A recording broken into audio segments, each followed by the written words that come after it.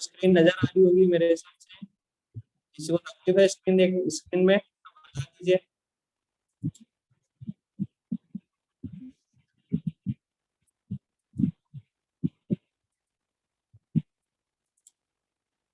आज हम पढ़ेंगे प्रोटेक्टिव डिवाइस और एमसीबी के बारे में जानकारी लेंगे। प्रोटेक्टिव डिवाइस क्या है और उसके अलावा फ्यूज है उसके बारे में देखेंगे, और अगर टाइम मिलेगा तो फिर एमसीबी के बारे में भी देखेंगे। ठीक है,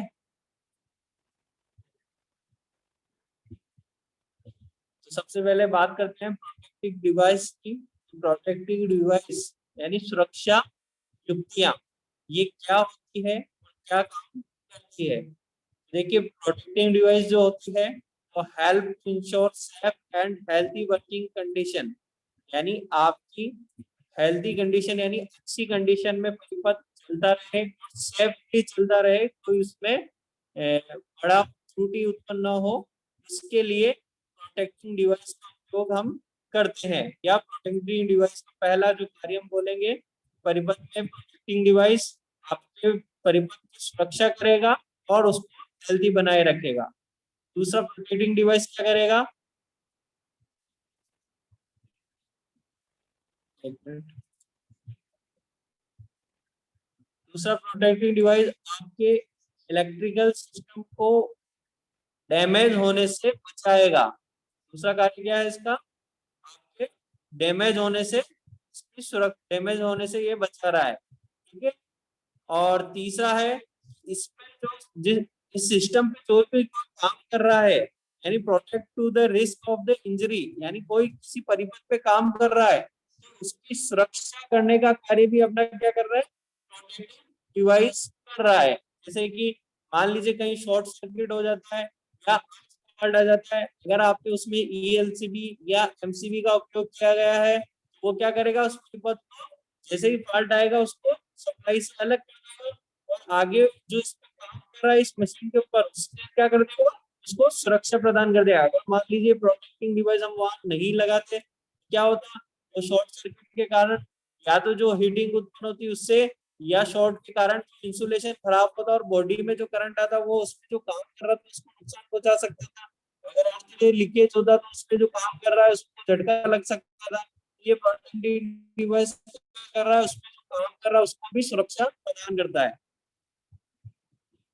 अच्छा, प्रोटेक्टिंग डिवाइस जो होते हैं उसके अंदर हम सर्किट ब्रेकर और फ्यूज दोनों को ही कंसीडर करते हैं, यानी आप प्रोटेक्टिंग डिवाइस के अंदर सर्किट ब्रेकर भी आता है और फ्यूज भी आप प्रोटेक्टिंग डिवाइस के अंदर आता है। हम बोल सकते हैं प्रोटेक्टिंग डिवाइस को मेनली हम दो भागों में बांट सकते हैं।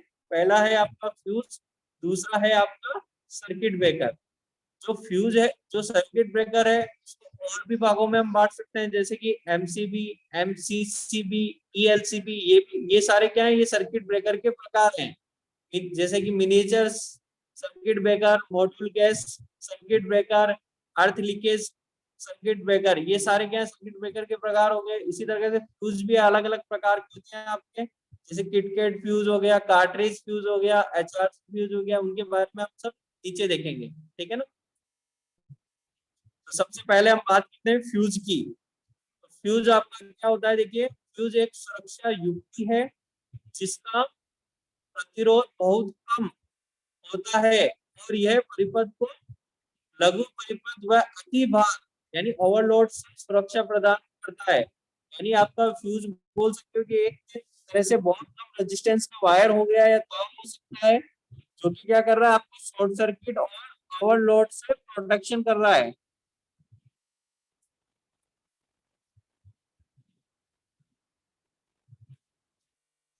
ये परिपथ में फेज में जुड़े होते हैं, न्यूट्रल में अर्थ के वायर में फ्यूज का उपयोग नहीं किया जाता। तो आपको ये ध्यान रखनी है, हमेशा फ्यूज यूनिट हमें कहाँ लगानी है, फेज वायर के साथ में लगानी है। न्यूट्रल में या अर्थ में कभी भी फ्यूज यूनिट का उपयोग नहीं करना होता है। यहाँ पर फ्यूज यूनिट के सिंबल दिए हुए हैं, जब भी आप पद में अगर फ्यूज सर्किट को दर्शाते हो तो उसको दर्शाने के देखिए दो तरीके हैं। यहाँ पर जनरल सिंबल आप फ्यूज का उपयोग करते हो वो इस प्रकार से है आपका, ये इस प्रकार से होता है। और अगर आप fuse terminal and protecting housing के साथ दिखाना है। तो देखिए टर्मिनल को दर्शाने के लिए यहाँ पर दो वृत्त और बनाए हुए हैं, और प्रोटेक्टिंग हाउसिंग यानी उसके बाहरी कवर को दिखाने के लिए यहाँ पर एक डैश लाइन का यूज किया हुआ है। ये दो तरीके से हम फ्यूजों को रिप्रेजेंट करते हैं। जब भी हम सर्किट डायग्राम बनाते हैं या वायरिंग डायग्राम बनाते हैं तो हम इन सिंबलों का उपयोग फ्यूज को दर्शाने के लिए करते हैं। यहाँ पर देखिए फ्यूज को दर्शाया हुआ है। देखिए आपके 3 फेज लाइन अवेलेबल है यहाँ पर।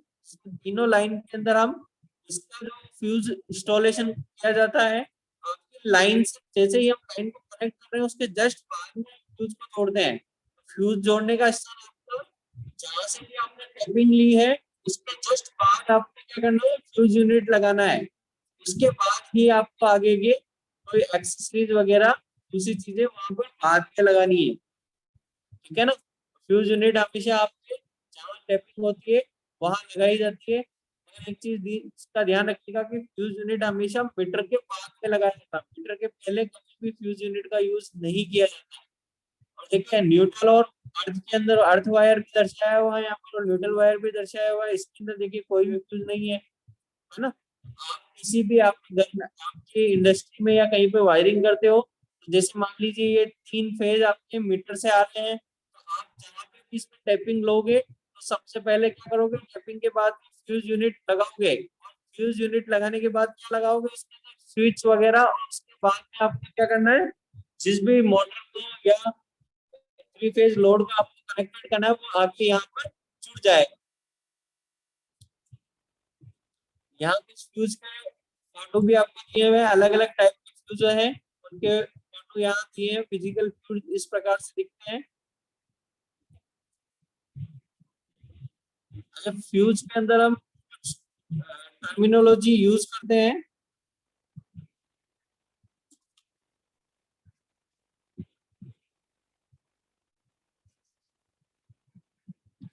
फ्यूज के अंदर हम कुछ टर्मिनोलॉजी यूज करते हैं। तो देखिए हम टर्मिनोलॉजी के बारे में पढ़ लेते हैं कि भाई क्या क्या मतलब होता है इस चीज का किसी भी फ्यूज के अंदर। तो देखिए जब जब फ्यूज हम पढ़ते हैं या फ्यूज के बारे में हम बात करते हैं तो उनमें नेम टर्म्स का यूज करते हैं। पहली टर्म्स है आपके यहाँ पर फ्यूज एलिमेंट, जिसको हिंदी में बोलते हैं फ्यूज घटक। फ्यूज एलिमेंट या फ्यूज घटक क्या होता है आपका, फ्यूज का वह भाग जिसकी अभिकल्पना परिपथ को पिघलाने और खोलने के लिए किया जाता है। यानी आपका वो एलिमेंट जो ओवरलोड होने के कारण पिघलता है और परिपथ को ओपन करता है, वो क्या कहलाएगा, आपका फ्यूज एलिमेंट कहलाएगा। जैसे कि आपने घरों के अंदर यहाँ या यहाँ वर्षों के अंदर देखा होगा, फ्यूज के अंदर आप एक तार बांधते हो तो दो टर्मिनल के बीच में, तो वो जो बीच का तार है वो आपका फ्यूज घटक कहलाएगा। नेक्स्ट है आपका फ्यूज कैरियर, निकाले जा सकने वाले भाग जिसका फ्यूज घटक, जिसमें फ्यूज घटक होता है वो क्या कहलाता है, आपका फ्यूज कैरियर। फ्यूज कैरियर का मतलब गट्टे आप निकालते हो फ्यूज के, है ना, वो गट्टे आप फ्यूज कैरियर या फ्यूज वाहक कहलाते हैं। इसके अंदर ही आप फ्यूज घटक लगाते हो। नेक्स्ट है आपका फ्यूज बेस या फ्यूज आधार। फ्यूज बेस फ्यूज आधार की जहां बात करें तो जिस बेस पे आप फ्यूज कैरियर को इंस्टॉल करते हो या लगाते हो वो आपका क्या कहलाएगा, फ्यूज बेस कहलाएगा। नेक्स्ट आपकी करंट रेटिंग। तो फ्यूज के अंदर करंट रेटिंग से मतलब है यहाँ पर कि फ्यूज की वह क्षमता, जिस क्षमता पे वह बिना पिघले तक धारा को सहन कर सकता है या प्रवाहित कर सकता है, वो परिपथ की करंट रेटिंग कहलाती है या फ्यूज की करंट रेटिंग कहलाती है।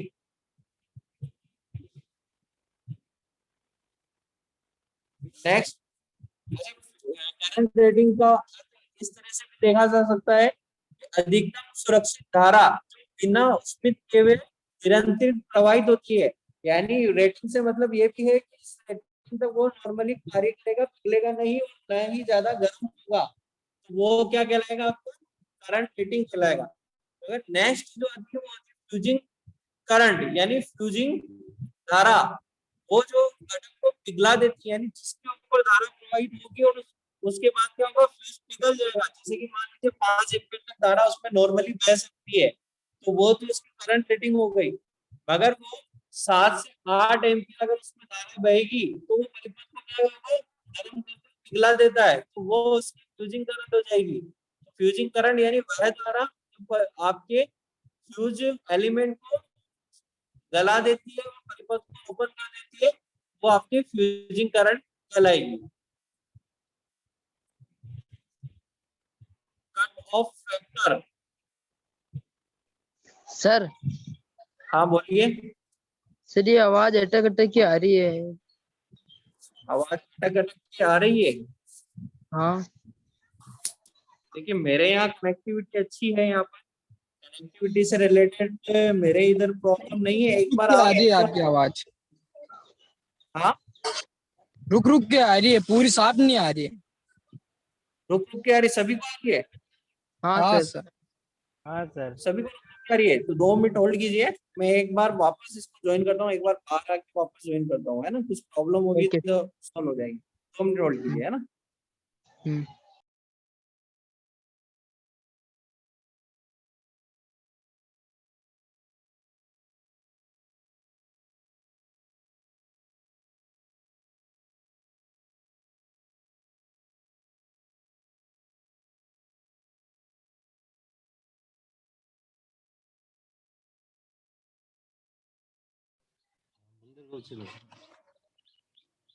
अरे नीचे कर काटे ठीक साइड आम चलो सभी करिया काटो पुटो तो यही कर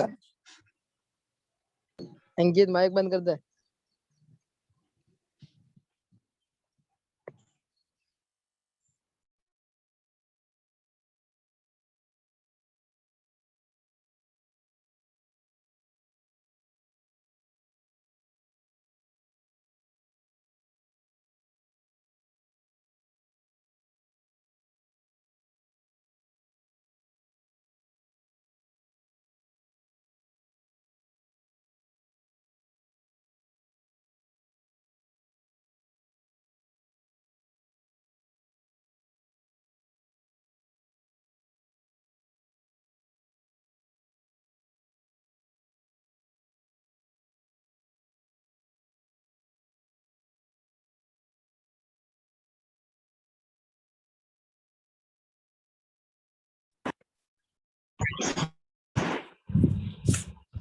अच्छा अभी आवाज आ रही है? हाँ सर। हाँ सर। साफ आ रही है? हाँ बस सर। ठीक, ठीक है चलें आगे। ठीक है आगे देखते हैं कट ऑफ फैक्टर। तो कट ऑफ फैक्टर क्या है, दोष होने पर फ्यूज द्वारा परिपथ को विच्छेदित करने में लिया गया समय, यानी आपके जैसे ही फॉल्ट आता है तो फॉल्ट के बाद परिपथ को कट करने का समय या परिपथ को ओपन करने का जितना समय लगता है, वो समय इसका क्या कहलाएगा, कट ऑफ फैक्टर कहलाएगा। ठीक है ना, वो समय का जो अंतराल होगा आपका वो क्या कहलाएगा, कट ऑफ फैक्टर कहलाएगा यहाँ पर। ठीक है, कट ऑफ फैक्टर का मान सामान्यतः आपका ये ध्यान होना चाहिए कि आपका जो कट ऑफ फैक्टर होता है वो 1.4 से अधिक नहीं होना चाहिए। 1.4 तक अगर ये होता है तो ये कंडीशन अच्छी कंडीशन होगी और बेटर फ्यूज होगा आपका। ठीक है ना। नेक्स्ट है आपका फ्यूजिंग फैक्टर। तो फ्यूजिंग फैक्टर क्या है यहाँ पर, वह न्यूनतम फ्यूजिंग धारा और धारा निर्धारण का अनुपात, ये आपका क्या कहलाएगा, आपका फ्यूजिंग फैक्टर कहलाएगा। यानी कोई भी परिपथ में धारा को काटने के लिए जितनी फ्यूजिंग करंट प्रवाहित होती है और जितना आपने इसका रेटेड करंट है, उन दोनों का जो अनुपात होगा वो आपका क्या कहलाएगा, फ्यूजिंग घटक, फ्यूजिंग फैक्टर कहलाएगा।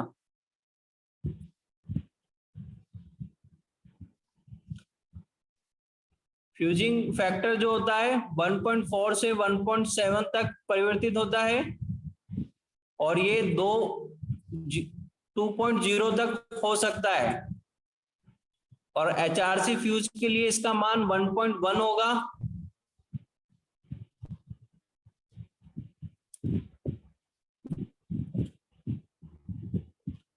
नेक्स्ट आते हैं अपन टाइप ऑफ फ्यूज, यानी फ्यूज के प्रकार, कौन कौन से फ्यूज हम सामान्यतः उपयोग करते हैं। तो देखिए फ्यूज को मेनली हम दो भागों में बांट सकते हैं, लो वोल्टेज फ्यूज और हाई वोल्टेज फ्यूज। ठीक है ना, लो वोल्टेज फ्यूज और हाई वोल्टेज फ्यूज। इसमें लो वोल्टेज फ्यूज उन फ्यूजों को हम बोलेंगे जिसमें जिन फ्यूजों का उपयोग 600 वोल्ट तक किया जाता है, उनको हम लो वोल्टेज फ्यूज बोलेंगे। और जिनका उपयोग 600 वोल्ट से अधिक वोल्टेज के लिए, जैसे कि 1.1 केवी या आपका 11 केवी या 132 केवी या इससे ज्यादा केवी का अगर कोई आपका फ्यूज यूज किया जा रहा है तो वह हाई वोल्टेज फ्यूज कहलाएगा। लो वोल्टेज फ्यूज को भी हम दो भागों में बांट सकते हैं। इसमें पहला है आपका रीवायरेबल फ्यूज यूनिट और दूसरा है आपका कार्टिस फ्यूज। ठीक है ना, तो हम सबसे पहले रीवायरेबल या आपके किटकैट फ्यूज के बारे में जानते हैं। तो रीवायरेबल टाइप या इसी को हम दूसरा नाम और है इसका किटकैट फ्यूज।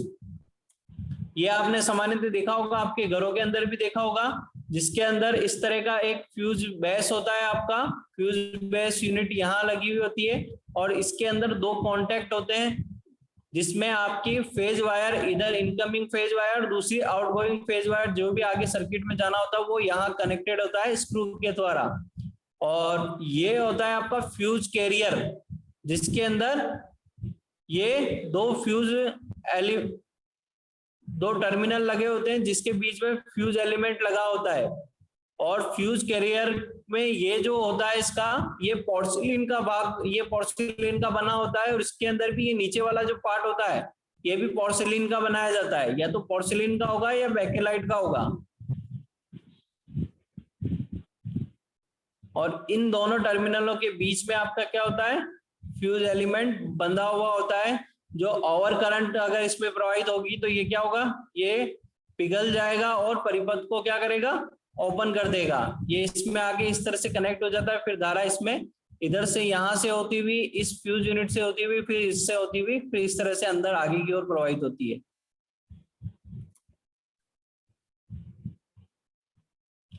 इस प्रकार के फ्यूज में फ्यूज घटक तार का होता है। ठीक है ना, और ये जो तार होता है ये किस किस का बना होता है, या तो ये टीन लेपित तांबे का होगा, टीन या शीशे के मिश्र धातु का होगा, या एल्यूमिनियम का होगा। ठीक है ना, तो इनके ये फ्यूज वायर बनाए जाते हैं आपके। और इन फ्यूजों का उपयोग हम 650 वोल्ट तक ही इनका उपयोग करते हैं, इससे हाई वोल्टेज पर हम इनका उपयोग नहीं करते हैं। और घरेलू वायरिंग में इनका उपयोग 200 एम्पियर तक की करंट के लिए किया जाता है, यानी इसकी जो रेटिंग आती है वो 200 एम्पियर तक की रेटिंग में अवेलेबल है ये, मगर वोल्टेज आपका 650 वोल्टेज से अधिक नहीं होगा। 650 वोल्ट और 200 एम्पियर की रेटिंग तक ये बनाए जाते हैं आपके।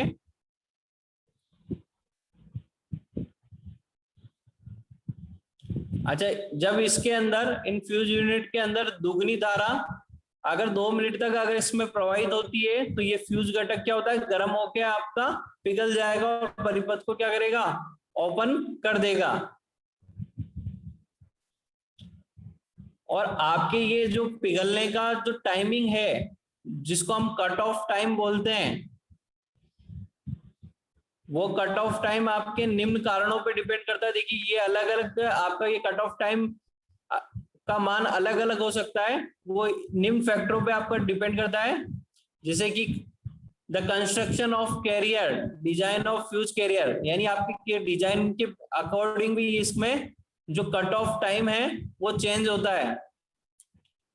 The manner in which the fuse wire has been fitted, यानी आपका प्रॉपर रूप से फिटेड है तो कट ऑफ टाइम अलग होगा। अगर आपका सही तरह से फिटेड नहीं है तो इसका कट ऑफ टाइम कुछ और होगा। तो इस तरह से इसका कट ऑफ टाइम भी क्या होता है, इसके ऊपर डिपेंड करता है। The length of time the fuse wire in service, यानी आपका फ्यूज वायर कितने समय तक उसके अंदर लगा हुआ है, ठीक है ना। अगर लंबे समय तक लगा होगा तो वो क्या होगा, वो फ्यूज वायर क्या होता है, ऑक्सीकरण के कारण धीरे धीरे उसका व्यास कम होने लग जाता है और वो जल्दी पिघल जाएगा और कट ऑफ टाइम आपका कम हो जाएगा, ठीक है ना। अगर आपने नया वायर वहां पर अभी लेटेस्ट टाइम पे लगाया है तो उसको फ्यूज आपका जो कट ऑफ टाइम होगा वो क्या होगा, बढ़ जाएगा। एम्बिएंट टेम्परेचर, आपके आसपास के तापमान पर, मान लीजिए आपका वहां पर तापमान जैसे कि आप रेगिस्तान में हैं और वहां क्या होता है, नॉर्मली टेम्परेचर ज्यादा होता है, तो फ्यूज वायर को जो हीटिंग उत्पन्न होती है जिसके कारण वो पिघलता है, वो क्या होगी, अगर आपका बाहरी वातावरण का टेम्परेचर यानी गर्मियों में वो क्या होगा, जल्दी से पिघल जाएगा। इसलिए आपने देखा होगा कि गर्मियों में आपकी बार बार लाइटें जाती है, वहां क्या होता है कि गर्मी के कारण क्या होता है, जो आपके ट्रांसफार्मर के फ्यूज लगे हुए होते हैं वो क्या होते हैं, वो भी गर्म हो जाते हैं और उसमें जब करंट नॉर्मल से थोड़ी सी ज्यादा बढ़ती है तो वो क्या होते हैं, जल्दी से पिघल जाते हैं और इस कंडीशन में क्या होता है, आपका अननेसेसरी फ्यूज ऑपरेट हो जाता है। तो आसपास के वातावरण के तापमान पे भी आपका कट ऑफ टाइम डिपेंड करता है। और नेक्स्ट है आपका अमाउंट ऑफ करंट पे, कि आपकी जितनी ज्यादा करंट उसमें प्रवाहित होगी उतने ही कम समय में वो क्या होगा, गर्म होकर पिघल जाएगा। वहीं आपकी अगर धारा 2 गुनी है तो वो क्या होगी, लगभग 2 मिनट तक पिघलेगा, यानी उसमें टाइम ज्यादा लगेगा, यानी आपका कट ऑफ टाइम ज्यादा हो जाएगा। तो इस प्रकार से उसमें बहने वाली धारा, ये विभिन्न घटक हैं जिनके ऊपर आपके फ्यूज यूनिट का जो कट होने का टाइम है वो डिपेंड करता है। अच्छा, यहाँ एक सारणी दी हुई है जहां पर अलग अलग साइज के करंट रेटिंग आपको बताई हुई है यहाँ पर, कि अगर इस साइज का अगर आपका वायर होगा तो वो कितनी करंट रेटिंग तक उसमें कितनी धारा उसमें नॉर्मल प्रवाहित हो जाएगी और वो पिघलेगा नहीं, उनकी करंट रेटिंग यहाँ दी हुई है। तो देखिए करंट रेटिंग यहाँ दी हुई है और फ्यूजिंग करंट यहाँ दी हुई है जिसपे वो पिघलेगा और जितनी क्षमता तक वो आसानी से वहन कर लेगा, और यहाँ पर उनका व्यास दिया हुआ है SWG में और प्लस यहाँ पर mm में। तो यहाँ देखिए कॉपर एल्यूमिनियम दोनों के लिए, टीन कॉपर और एल्यूमिनियम के लिए दोनों के लिए फ्यूजिंग करंट और उनके व्यास को दिखाया हुआ है। तो आप जितनी क्षमता का आपको वहां पर, जितनी एम्पियर तक की रेटिंग का आपको वहां पर फ्यूज लगाना है, उस साइज को आप इस सारणी से देखकर उस साइज को सेलेक्ट कर सकते हो और वहां पर आप उस साइज का फ्यूज लगा सकते हो। तो ये आप सारणी को, इसको मैं आपको भेज दूंगा तो आप इसको एक जगह उतार के रख लेना। तो कभी भी आप फ्यूज यूनिट जब भी सिलेक्शन करते हो तो इस सारणी से आप देखकर प्रॉपर फ्यूज का डाया आप सेलेक्ट कर सकते हो।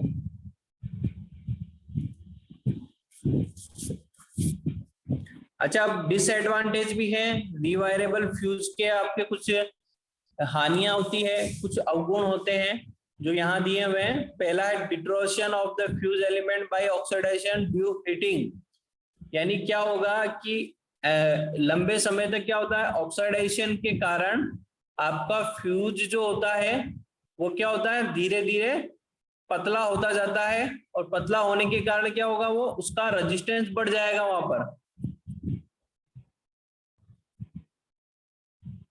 और रेजिस्टेंस वहां बढ़ जाएगा तो क्या होगा, वो अननेसेसरी वहां पर गर्म होगा और अननेसेसरी गर्म होते ही क्या होगा, फ्यूज आपका पिघल जाएगा जबकि आपकी नॉर्मल कंडीशन है। तो ऑक्सीडाइजेशन, आपका जो रिवायरेबल फ्यूज होता है उस पे ऑक्सीडाइजेशन का बहुत ज्यादा इफेक्ट पड़ता है जिसके कारण वो अननेसेसरी आपका ऑपरेट हो जाएगा वहां पर, जिससे इसकी विश्वसनीयता, रिलायबिलिटी जिसको बोलते हैं, वो कम हो जाती है क्योंकि आपके अननेसेसरी वो ऑपरेट हो रहा है, जबकि हमें ऐसा चाहिए कि जब फॉल्ट आए तभी ऑपरेट हो। तो इसका ये अवगुण है। नेक्स्ट है आपका affected by the fluctuation of the ambient temperature, यानी इन फ्यूज के ऊपर आसपास के वातावरण के तापमान का बहुत ज्यादा प्रभाव पड़ता है। जैसे कि आपका अगर ज्यादा गर्म एरिया है तो वहां पर क्या होगा, वायर जल्दी पिघल, ये फ्यूज वायर जल्दी पिघल जाता है जबकि वहां फॉल्ट नहीं होता। तो इस तरह से ये वातावरण के तापमान से भी प्रभावित होता है, जो कि इसका डिसएडवांटेज है।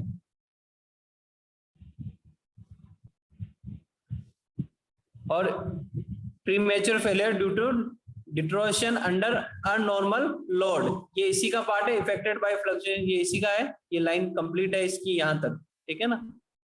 लो स्पीड ऑपरेशन, यानी इसका जो कट ऑफ फैक्टर है वो क्या होता है आपका 1.4 से अधिक होता है।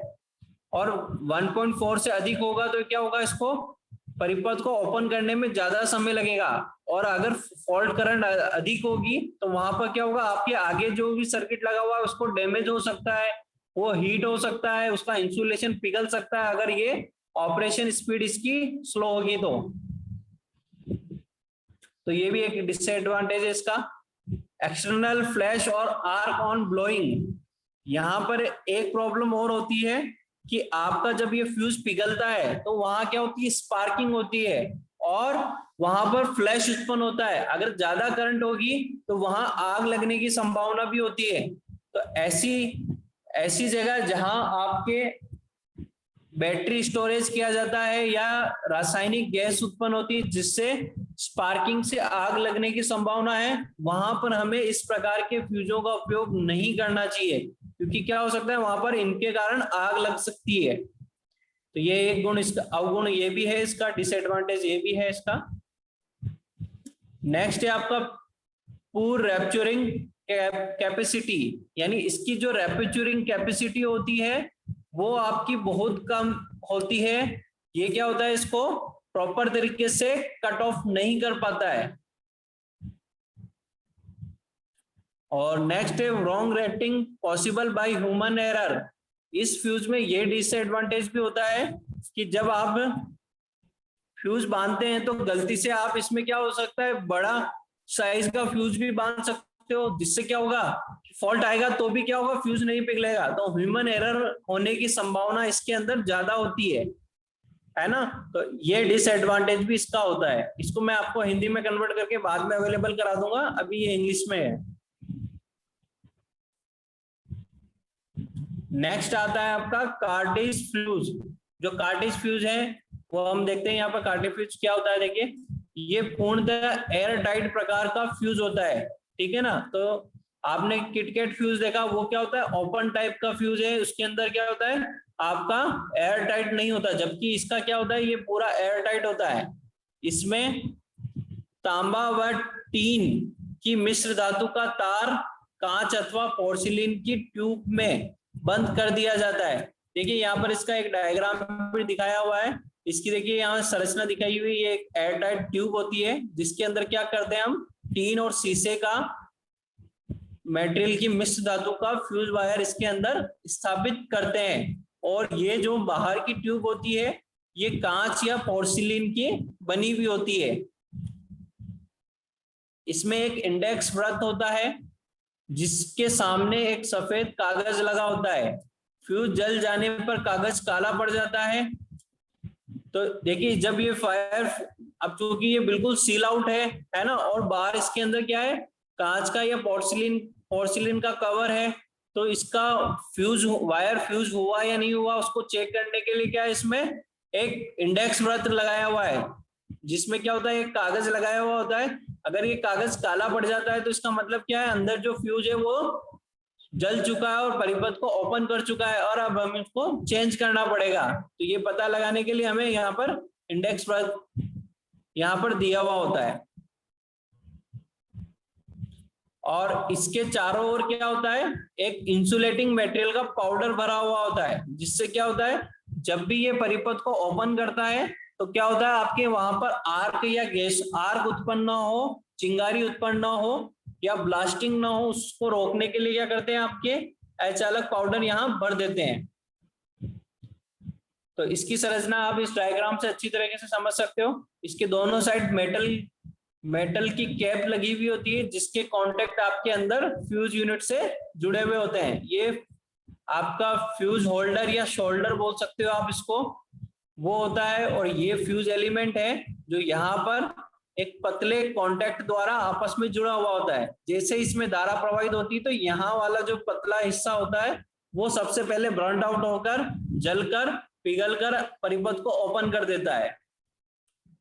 अच्छा, कार्टिंग फ्यूज को भी हम इनकी रेटिंग के अकॉर्डिंग, इनकी जो रैप्चरिंग कैपेसिटी है उसके अकॉर्डिंग दो भागों में बांट सकते हैं।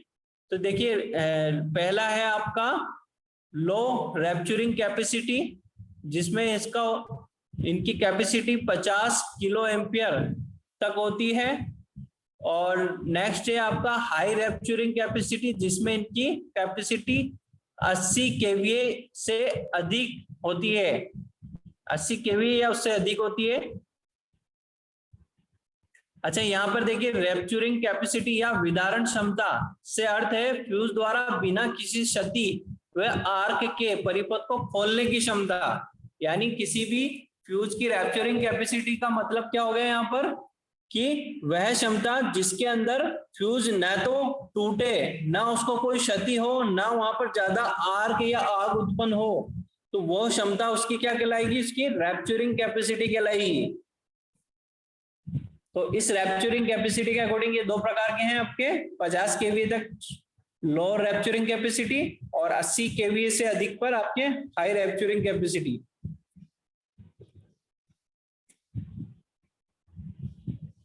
अच्छा, जो आपके डोमेस्टिक इंस्टॉलेशन या आपके घरेलू वायरिंग होती है उसमें हम लो रैप्चरिंग कैपेसिटी के फ्यूज का उपयोग करते हैं, और जो इंडस्ट्रियल इंस्टॉलेशन या पावर इंस्टॉलेशन है वहां पर हम हाई रैप्चरिंग कैपेसिटी या जिसको HRC फ्यूज भी बोलते हैं का उपयोग करते हैं।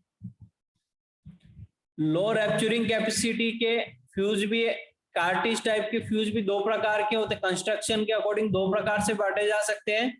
पहला है आपका फेरुल कॉन्टैक्ट कार्टिज फ्यूज और दूसरा है आपका डाइजड स्क्रू कार्टिज फ्यूज।